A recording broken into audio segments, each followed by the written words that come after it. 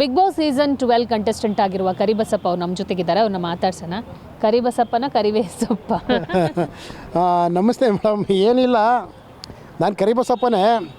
ಇತ್ತೀಚಿನ ದಿನಗಳಲ್ಲಿ ಏನಂದರೆ ಕರಿಬೇವು ಸೊಪ್ಪಾಗಿ ಇದಾಗಿದೆ.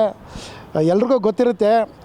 ಏನಂತಂದರೆ ಈಗ ಯಾವುದೇ ಒಂದು ಅಡುಗೆ ಮಾಡಬೇಕಂತಂದರೆ ಕರಿಬೇವು ಸೊಪ್ಪು ಒಗ್ಗರಣೆಗೆ ಕರಿಬೇವು ಸೊಪ್ಪಿಲ್ಲ ಅಂದರೆ ಒಗ್ಗರಣೆ ಕಂಪ್ಲೀಟ್ ಆಗೋದೇ ಇಲ್ಲ. ಹಂಗೆ ಬಿಗ್ ಬಾಸ್ ಮನೆಯಲ್ಲಿ ನಾನು ಒಂದು ವಾರ ಇದು ಬಂದಿದ್ದು.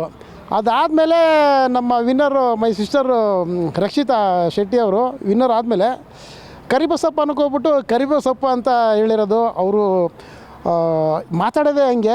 ಅದು ಅವ್ರು ಹೇಳಿರೋದಲ್ಲ, ಅದು ದೇವರೇ ಆಡಿಸಿರೋದು. ಯಾಕಂದರೆ ಜನಗಳೆಲ್ಲ ಕರಿಬಸಪ್ಪ ಬಿಗ್ ಬಾಸ್ ಮನೆಯಲ್ಲಿ ಇದ್ದ ಅಂತ ಹೇಳ್ಬಿಟ್ಟು ಜನಗಳು ಮರ್ತೋಗ್ಬಿಡ್ತಾರೆ ಅಂತ ಹೇಳ್ಬಿಟ್ಟು ಆ ಪರಮಾತ್ಮನೇ ರಕ್ಷಿತಾ ಶೆಟ್ಟಿಯಲ್ಲಿ ಬಾಯಲ್ಲಿ ಆಡಿಸಿದ್ದಾರೆ ಕರಿಬೇವು ಸೊಪ್ಪು ಅಂತ ಹೇಳ್ಬಿಟ್ಟು. ಹಾಗಾಗಿ ಎಲ್ಲ ಕರ್ನಾಟಕ ಜನತೆಗೆ ಮನೆ ಮಾತಾಗಿದ್ದೀನಿ ಕರಿಬೇವು ಸೊಪ್ಪಿಂದ. ಇದಕ್ಕೆ ಸ್ಪೆಷಲ್ ಥ್ಯಾಂಕ್ಸ್ ಅಂತ ಹೇಳ್ತೀನಿ ಮೈ ಸಿಸ್ಟರ್ ರಕ್ಷಿತಾ ಶೆಟ್ಟಿ ಅವರಿಗೆ. ಈ ವೈರಲನ್ನು ಎಷ್ಟು ಎಂಜಾಯ್ ಮಾಡ್ತಿದ್ದೀರಾ? ಭಾಳ ಖುಷಿಯಾಗುತ್ತೆ ಮೇಡಮ್. ಯಾಕಂದರೆ ಇವತ್ತಿನ ದಿನ ಈಗ ನಮ್ಮ ಗಿಲ್ಲಿ ಗೆದ್ದಿದ್ದಾರೆ, ಸೆಕೆಂಡ್ ಬಂದ್ಬಿಟ್ಟು ರಕ್ಷಿತಾ ಅವ್ರು ಗೆದ್ದಿದ್ದಾರೆ. ಅವ್ರಿಗೆ ಎಷ್ಟು ಕ್ರೆಡಿಟು ಒಂದು ಜನಗಳ ಒಂದು ಪ್ರೀತಿ ಸಿಗ್ತಾ ಇದೆಯೋ ಅಷ್ಟೇ ಪ್ರೀತಿ ನನಗೆ ಸಿಗ್ತಾ ಇದೆ, ಅದು ಕರಿಬೇವು ಸೊಪ್ಪಿಂದ. ಇದಕ್ಕಿಂತ ಖುಷಿ ಇನ್ನೇನು ಬೇಕು? ಖುಷಿ ಆಗ್ತಾಯಿದೆ, ತುಂಬ ಖುಷಿ ಆಗ್ತಾಯಿದೆ. ಅಂದರೆ ಆರೋಗ್ಯಕರವಾಗಿ ನಾನು ಟ್ರೆಂಡಿಂಗಲ್ಲಿ ಟ್ರೋಲ್ ಆಗ್ತಾಯಿದ್ದೀನಿ. ಇದು ಒಂದು ಒಳ್ಳೆಯ ಬೆಳವಣಿಗೆ ಅಂತ ಹೇಳ್ತೀನಿ madam. Sir, after big boss ಹೊರಗಡೆ ಬಂದ ಮೇಲೆ ಎಷ್ಟು ಬ್ಯುಸಿ ಆಗಿದ್ದಾರೆ ಅಂತ? ಮೇಡಮ್, ನಾನು ಭಾಳ ಜನ ಎಲ್ಲರೂ ನಮ್ಮ ಸ್ಪರ್ಧಿಗಳು ಬ್ಯುಸಿ ಆಗಿರ್ಬೋದೇನೋ, ನಾನು ಅಷ್ಟು ಮಟ್ಟಿಗೇನು ಬ್ಯುಸಿ ಏನಾಗಿಲ್ಲ ಮೇಡಮ್. ನಾನು ಇವಾಗ ನನ್ನ ಕೆಲಸಗಳನ್ನ ನಾನು ಮಾಡಿಕೊಂಡು ಜಿಮ್ ಟ್ರೈನಿಂಗ್ ಕೆಲಸ ಮಾಡಿಕೊಂಡು ನಮ್ಮ ಮಕ್ಕಳಿಗೆ ಸ್ಕೂಲ್ ಬಿಡೋದು, ಮತ್ತು ನಮ್ಮ ವೈಫ್ ಜೊತೆಗೆ ಏನು ಕೆಲಸಗಳು ಮನೆಗೆ ಏನು ತಂದು ಕೊಡಬೇಕು ಅದು ಮಾಡಿಕೊಂಡು ಕೆಲಸದಲ್ಲಿ ಬ್ಯುಸಿ ಆಗಿದ್ದೀನಿ. ಅಂದರೆ ನನ್ನ ಜಿಮ್ ಟ್ರೈನಿಂಗಲ್ಲಿ ನಾನು ಬ್ಯುಸಿ ಆಗಿದ್ದೀನಿ. ಆ ಥರ ಹೇಳ್ಕೊಳ್ಳೋ ಮಟ್ಟಿಗೆ ಸಿನಿಮಾಗಳು ಸೀರಿಯಲ್ಗಳು ಆ ಥರದ್ದೇನೂ ಇಲ್ಲ ಮೇಡಮ್. ಇನ್ ಕೇಸ್ ನಿಮಗೆ ಇನ್ನು ಮುಂದೆ ಸಿನಿಮಾ ಅವಕಾಶಗಳು ಸೀರಿಯಲ್ ಅವಕಾಶಗಳು ಬಂದರೆ ಆ್ಯಕ್ಟ್ ಮಾಡ್ತೀರಾ? ಮೇಡಮ್, ಇಂಟ್ರೆಸ್ಟ್ ಇದೆ. ಅದು ನಾನು ಪ್ರೋಟೋಕಾಲ್ ಪ್ರಕಾರ ನಾನು ಅಭಿನಯಿಸೋದಕ್ಕೆ ಪ್ರಯತ್ನ ಪಡ್ತೀನಿ. ಯಾಕಂದರೆ ನನಗೆ ಅವಕಾಶಗಳು ಸಿಕ್ಕಿದ್ರೂ ಕೂಡ ನಾನು ಪ್ರೋಟೋಕಾಲ್ ಪ್ರಕಾರ ಬಿಟ್ಟು ನಾನು ಅಭಿನಯಿಸೋದಕ್ಕೆ ಆಗೋದಿಲ್ಲ. ಯಾಕಂದರೆ ನಾನು ಆ ಪ್ರೋಟೋಕಾಲ್ ಪ್ರಕಾರನೇ ಮಾಡಬೇಕಾಗತ್ತೆ ಮೇಡಮ್. ಓಕೆ ಸರ್, ಸಾಮಾನ್ಯವಾಗಿ ಬಿಗ್ ಬಾಸ್ ಹೊರಗಡೆ ಬಂದಮೇಲೆ ಇವೆಂಟ್ಗಳಲ್ಲಿ ಜಾಸ್ತಿ ಬ್ಯುಸಿ ಆಗಿಬಿಡ್ತಾರೆ. ಅಂಥ ಅವಕಾಶಗಳು ನಿಮ್ಮನ್ನು ಹುಡ್ಕೊಂಡು ಬರ್ತಾ ಇಲ್ಲ ಅನ್ನೋ ನೋವಿದೆಯಾ? ಇಲ್ಲ ಮೇಡಮ್, ನೋವೇನಿಲ್ಲ ಮೇಡಮ್. ಯಾಕಂದರೆ ಕೋಟ್ಯಾಂತರ ಜನಗಳು ಬಿಗ್ ಬಾಸ್ಗೆ ಪರಿತಪಿಸ್ತಾ ಇರ್ತಾರೆ. ಯಾಕಂದರೆ ಈಗ 7.5 ಕೋಟಿ ಜನಗಳಿದ್ದಾರೆ ಏನೋ, ನಮಗೆ ಸಿಗಲಿಲ್ಲಲ್ಲಪ್ಪ ನಮಗೆ ಸಿಗಲಿಲ್ಲಲ್ಲಪ್ಪ ಅಂತೇಳ್ಬಿಟ್ಟು ಭಾಳ ಜನ ಅವಕಾಶಕ್ಕೆ ಪರಿತಪಿಸ್ತಾ ಇರ್ತಾರೆ. ನಮಗಿಂತ ಸಾಕಷ್ಟು ಜನಗಳು ಸಾಧನೆ ಮಾಡಿರೋರು ಭಾಳ ಜನ ಇರ್ತಾರೆ. ಸಿನಿಮಾದಲ್ಲಿರ್ಬೋದು, ಸಾಕಷ್ಟು ಕ್ಷೇತ್ರಗಳಲ್ಲಿ, ಕ್ರೀಡೆ ಇರ್ಬೋದು, ಸಾಕಷ್ಟು ಕ್ಷೇತ್ರಗಳಲ್ಲಿ ಸಾಧನೆ ಮಾಡಿರೋರು ಭಾಳ ಜನ ಇರ್ತಾರೆ. ಅಂಥವರು ನನಗೆ ಬಿಗ್ ಬಾಸ್ ಮನೆಯಲ್ಲಿ ಒಂದು ಅವಕಾಶ ಕೊಟ್ಟಿದ್ದೆ, ನನ್ನ ಗೆಲುವು ಅಂತ ಹೇಳ್ತೀನಿ. ಆ ಒಂದು ಗೆಲುವು ಜನಗಳಿಗೊಂದು ಪ್ರೀತಿ ಕೊಟ್ಟಿದೆ.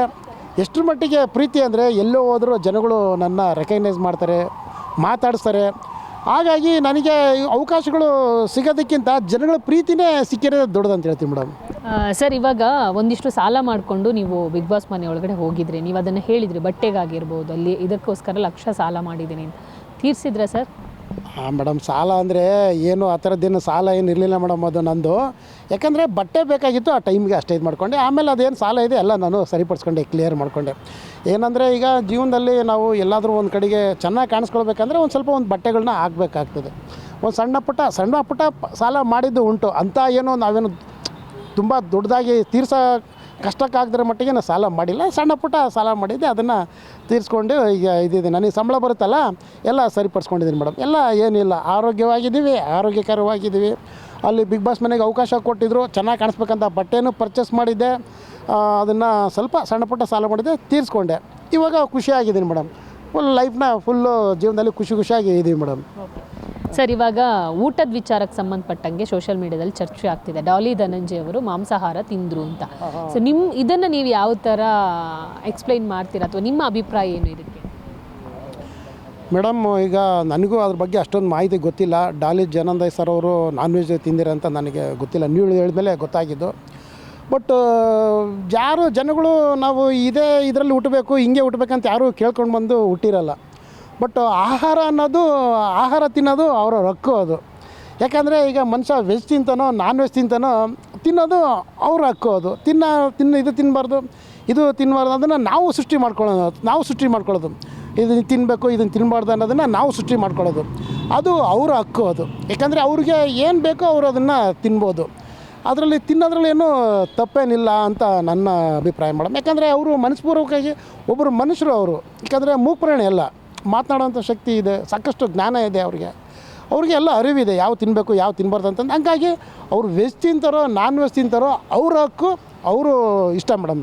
ಆಹಾರ ಅನ್ನೋದು ಅವ್ರು ಇಷ್ಟ ಮಾಡಿ ಊಟ ಮಾಡಿ. ಸರ್, ಈಗ ವಿನ್ನರ್ ಗಿಲ್ಲಿ ಮತ್ತು ರನ್ನರ್ ರಕ್ಷಿತ್ ಅವ್ರನ್ನ ಭೇಟಿ ಆದ್ರೆ ಏನು ಅನಿಸ್ತು? ಅವ್ರು ವಿನ್ನರ್ ರನ್ನರ್ ಆದಾಗ ನಿಮ್ಗೆ ಎಷ್ಟು ಖುಷಿ ಆಯಿತು ಅಥವಾ ಏನಾದರೂ ಬೇಜಾರಿದೆಯಾ ಅವ್ರು ಬರಬಾರ್ದಿತ್ತು?